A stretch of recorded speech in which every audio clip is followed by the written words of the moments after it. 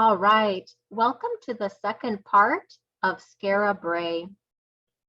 The houses were partly built into a mound of waste material known as midden, which would have provided both stability and a thick layer of thick insulation against the harsh climate.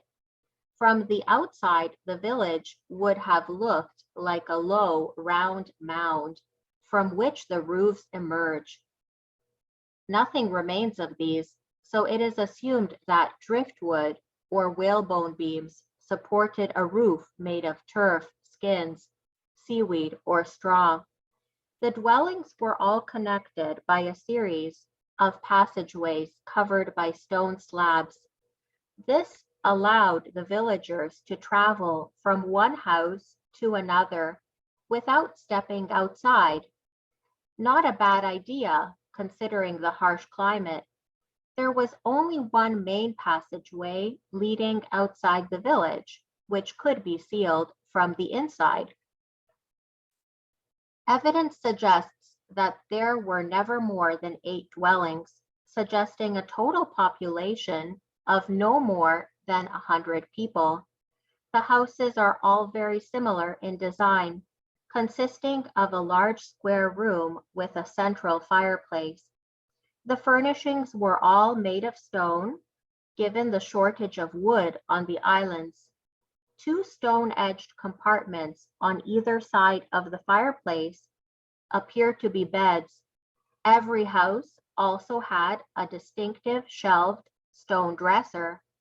Its position opposite the doorway and illuminated by the fire, indicating that this piece of furniture was not just a useful storage space, but had special significance. There was a sunken floor tank in each dwelling, possibly to supply shellfish. The village also had a remarkably sophisticated drainage system. One of the buildings, now known as House 7, is intriguingly different from the others. This building is detached from the others and has a door, which door could only be secured from the outside, suggesting that the house may have served as a type of jail, an unusual necessity in a village of less than 100 people. House 8 is also unique, having none of the furnishings of the other houses. Excavators have found that the floor of the building is littered with fragments from the manufacture of tools, suggesting that the room was a workshop. The standardized house design has led some to believe that there was no hierarchy of rank within the settlement at Skara Brae, and that all villagers were equal. Whether or not this is true is debatable.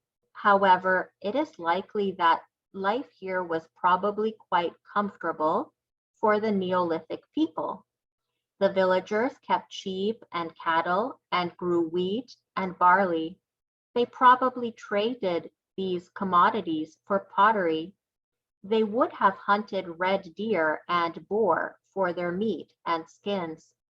They would also have consumed fish, seal, and whale meat, and the eggs of seabirds. The skin and bones of these animals would have provided tools such as needles and knives. Flint for cutting tools would have been traded or gathered from the shore. Fuel probably came from seaweed, making the inside of the dwellings smoky and probably smelly. Driftwood was probably too valuable to burn. Why Skara Brae was deserted is still unknown. For some time, it was thought that the people met with disaster. This theory came about when beads from a necklace were found abandoned on the floor. It was thought that the woman who dropped them was in too much of a panic to pick them up. However, it is more likely that environmental and social factors, forced people to leave. Firstly, the encroachment of sand and salt water would have made farming increasingly difficult. Second, there may have been changes in Neolithic society. Construction of large henge monuments in other parts of the island suggests that an elite ruling body with the power to control other people was emerging. Tight-knit communities like the one at Skara Brae were being replaced by larger, organized civilizations. Thank you for listening to my reading of Skara Brae.